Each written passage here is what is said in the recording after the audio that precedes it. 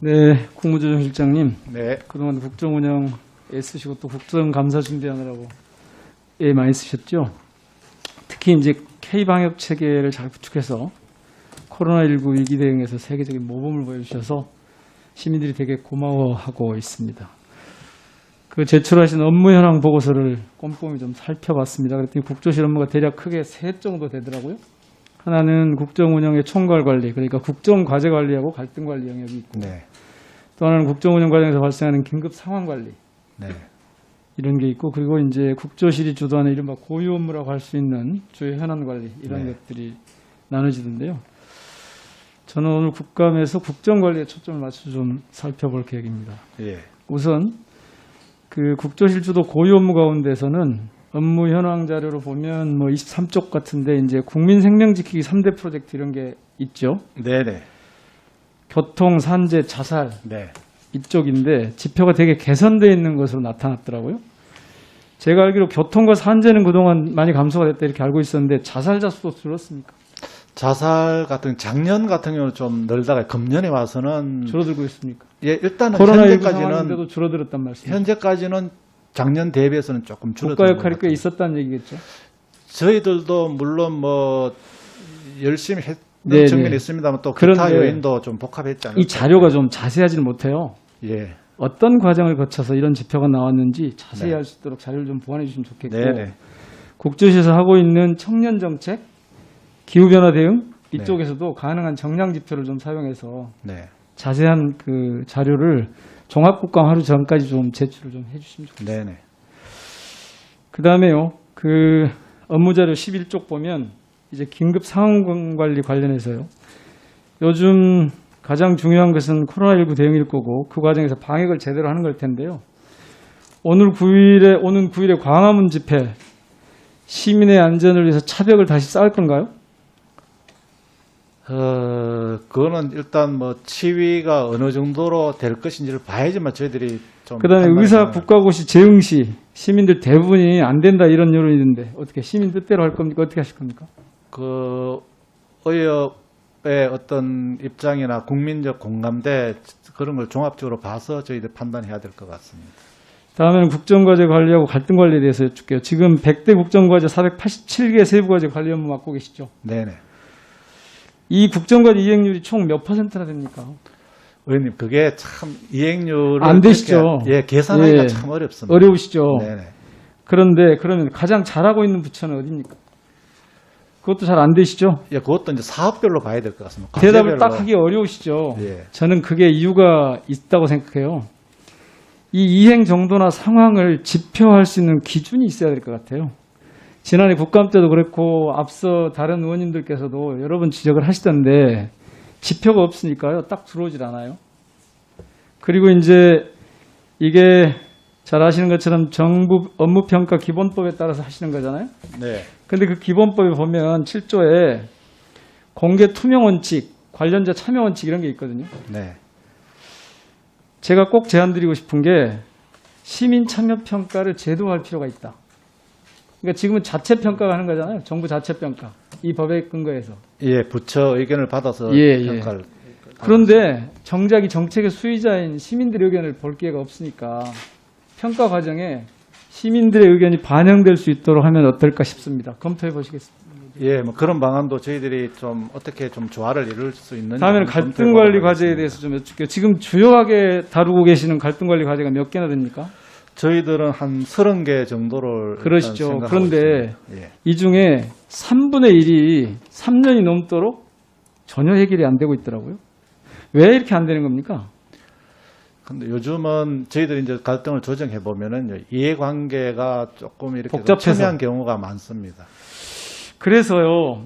그런 것 중에 이제 예를 들면 복합 쇼핑몰 영업 제한 같은 경우는 입점업체 이 관계자가 스스로 목숨을 끊기도 하는 그런 상황도 벌어지고 예, 그랬잖아요. 예. 근데 근래에 특별히 좀 관심을 끄는 그런 갈등 관리 과제, 여기 지금 과제로 그 선정을 해놓지 않으셨던데, 네. 농산물 유통 시장에서 농산물 그 유통 그 과정을 보면 시장에서 도매시장 법인, 그러니까 도매시장 상인하고 도매시장 법인이 있는데 네. 도매시장 법인들이 집중하고 있어요. 예. 근래 이제 네. 예.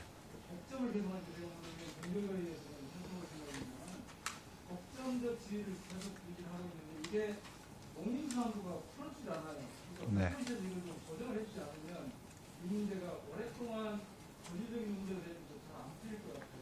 네. 예. 예, 뭐 의원님 말씀하시는 게 그 지역 언론에도 난 걸 저희들 알고 있고요. 그래서 농림부 뭐 자체적으로도 농산물 거래 뭐 공정성이나 투명성이 확보될 수 있다고 여러 가지 검토 중인 걸 알고 있는데 저희들도 같이 농림부하고 해서 예, 같이 한번 보도록 하겠습니다. 의원님 말씀하신 점도 감안해서요. 네. 네네. 네. 예.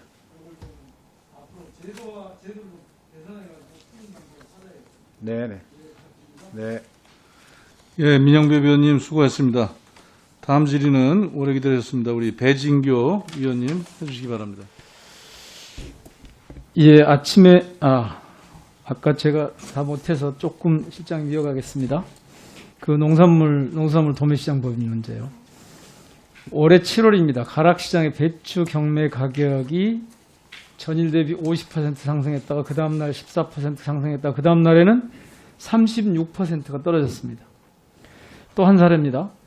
새벽 시간에 광주의 도매시장 경매 현장에서 가락시장 상인들이 농민과 똑같은 출하자로 등록을 한 뒤에 가락시장 물건을 마치 산지에서 사온 것처럼 팔고 있습니다.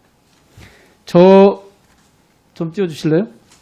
저걸 보시면 광주 KBS에서 이걸 집중 보도를 좀 했던데요. 이렇게 된 이유가 법인, 그러니까 도매 법인의 네. 독점 때문에 그렇습니다. 그래서 이걸 없애기 위해서 다음 PT 좀 줘보실래요? 계속해서 수년 동안 농림수산식품부 쪽에다가 서울시, 전라남도, 대전광역시, 전국시장, 시도지사 협의회 또는 저희 동료 선배 의원님들까지 이거 시정해야 된다고 계속 했는데 안 돼요.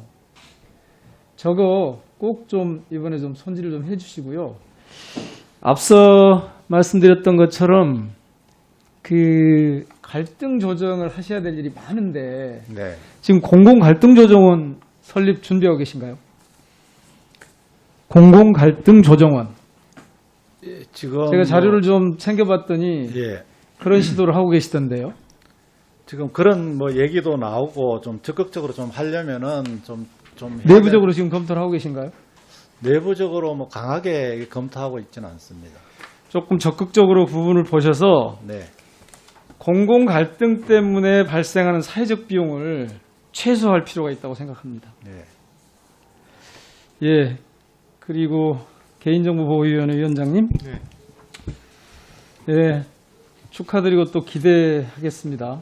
네, 감사합니다. 통합위원회가 출범했으니까, 행정위원회로 출범했으니까 좋은 성과가 있기를 바랍니다. 제가 위원회로부터 자료를 제출받아 보니까요. 지난 4년간 개인정보 유출 내역이 1,300만 건이 넘었습니다. 표를 좀 보여주실까요? 예. 그런데 저 개인정보 유출이 다음 표 보여주십시오. 해킹이 90.52%예요. 해킹. 저 얘기는 인터넷상에서 보안이 잘 안 된다는 뜻이겠지 않습니까? 네. 더 넘겨보십시오. 저게 나오는 것처럼 온라인 부분에서 4년 총 3,230만 건인데 2,380만 건이 온라인 쪽에서 나온 거거든요.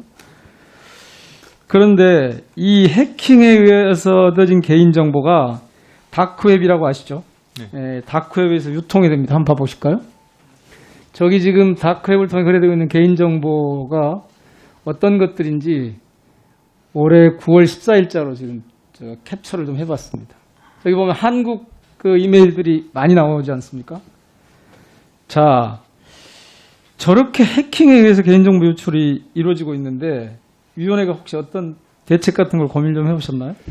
네, 지금 이제 해킹은 이제 의원님께서 말씀하신 거죠. 정보 보안에 관한 문제고 그 해킹되는 내용이 이제 개인정보에 관한 것이었어요. 해킹 사고 방지에 관한 일반적인 그 업무는 사실은 이제 과기부에서 수행하는 부분이 있습니다. 그래서 저희랑 과기부가 좀 협조를 해서 그 공동조사 체계를 구축을 하고 중소기업, 특히 피해가 심한 중소기업을 대상으로 한 컨설팅 등 다양한 지금 방안을 모색하고 있다는 말씀입니다. 예, 지금 오른쪽, 저 PT의 오른쪽을 보시면 삼성이요. 해외 그 웹사이트에 저 아래 빨간 그 박스로 표시해 놓은 저기를 보시면 쿠키를 수집을 하지 않습니까? 온라인에 웹사이트에 접속을 하면. 네네. 이 쿠키에 대해서 앞서 민병도 의원께서도 말씀을 좀 하셨는데 이것을 내가 내 정보에 대해서 사용을 승인하는 절차를 거치게 돼 있어요. 근데 이걸 지금 다 놓치고 있는 거고 앞서 민병도 의원께서도 말씀하셨지만 우리 구글이나 페이스북은 저걸 교묘하게 숨겨가지고 있단 말입니다. 여기에 대해서 이 위원회에서 철저하게 좀 살피고 대책을 좀 마련해야 될 것 같습니다. 관심을 좀 가져주시기를 네. 부탁드립니다. 저 국무조정 실장님 다시 좀 예. 여쭙게요. 공무원하고 교원, 우리 시민 맞죠? 예. 그런데 공무원하고 초중고 교사, 교수들은 또 제외인데 공무원의 정치적 중립을 이유로 해가지고 표현의 자유, 정당 가입의 자유, 피선거권 등 정치적 기본권을 거의 전면적으로 부정당하고 있죠. 대개 이제 공무원이기 이전에 시민으로서 가져야 할 혹은 보장된 기본적인 정치적 자유마저도 없다는 거, 이거는 제가 생각할 땐 되게 야만적이거든요. 태양이 어떤 사람한테는 비추고 어떤 사람한테는 비추지 않고 그러지 않는 것처럼 태양이 모든 사람한테 비추는 것처럼 헌법적 가치나 기본권도 당연히 모든 사람한테 보장돼야 하는데 지금 우리 이 상황 어떻게 보고 계십니까? 과도하게 제약되어 있는 거 아닙니까? 예, 뭐 기본적으로 그 공무원들에 대해서는 국민의 공복으로서 뭐 일반적인 그 시민들보다는 또 기본권이 어느 정도는 이제 공적인 개념에 좀 제약을 받는 거는 또 그런 또 불가피한 측면이 있는 것 같고요. 또 의원님께서 말씀하시는 바와 같이 그래도 또 공무원도 어떻게 보면 또 시민입니다. 그런 측면에서는 또 시민으로서의 권리가 좀 조화를 이룰 그런 측면은 뭐 분명하게 있는 것 같고요. 그래서 근데 되게 어처구니없는 사건들이 많잖아요. 2014년에 세월호 참사 박근혜 퇴진 현장 교사 선언, 이 교사들 중에 33명이 벌금형 처분을 받았고 올해도 광주 지역의 공무원 노조 교육 수련회에서 공무원의 정치 기본권 보장에 대해서 얘기를 했다는 이유로 공무원 2명이 구속되는 사건도 있었습니다. 이게 현실적이지 않기 때문에 정권의 입맛에 따라서 계속 바뀌거나 상황에 따라서 이걸 자의적으로 해석해서 탄압이 빌미가 되거나 그렇거든요. 그런데 문제는 뭐냐면 그렇게 해서 이 정치적 기본권을 제한하고 처벌한 저렇게 많은 그 시도가 있었으면 이걸 여전히 들어두고 있어요. 그래서 지금 저희 당의 한정도 의원께서 여기 보시죠. 한정도 의원께서 법률을 만들었어요. 저런 경우에 이 노조 활동 때문에 징계를 받은 경우는 좀 복구를 시키는 방법을 찾아보자. 그런데 예, 보시는 것처럼 136명 지금까지 있는데 이 중에서 6명이 사망했습니다. 45명은 정년이 지나버렸습니다. 법직해도 2년 안에 정년에 해당되는 분들이 26분이나 있어요. 그러니까 전체 법직 대상자 중에 절반이 넘는 분들이 퇴직을 하게 됩니다. 법률을 제정할 때는 시간이 많이 걸릴 것 같아요. 네, 알약을 씹으면 안 돼요. 그냥 통째로 삼켜야 됩니다. 빨리 해결해야 됩니다. 네. 동의하십니까? 예, 뭐 지금 뭐 해직 공무원들에 대한 어떻게 기본권 보장 이런 측면에서는 좀 뭐 정부가 할 수 있는 하여튼 그 현 제도 하에서는 뭐 할 수 있으면 할 수 있는 해야 된다고 생각하고요. 서둘러야 될 것 같아요. 복직 조치를 일단 하고 그걸 뒷받침하는 법령 개정을 그 다음에 하고 하더라도 일단 빠르게 복직 조치를 해결을 할 수 있나 빠르게 해결하고 예, 그런 부분도 뭐 현행 하여튼 법 제도 하에서 할 수 있는 부분이 있다면은 저는 해야 된다고 보고요. 자꾸 현행 법 제도를 말씀하시면 뒤로 빼는 거예요. 그냥 풀어가시자고. 하여튼 관계부처하고 좀 그런 부분에 대해서 논의를 해보겠습니다. 네, 네, 네. 예, 민영배 의원님 수고하셨습니다. 다음은 보충 질의 마지막 순서로 존경하는 배진교 의원님 질의하시기 바랍니다.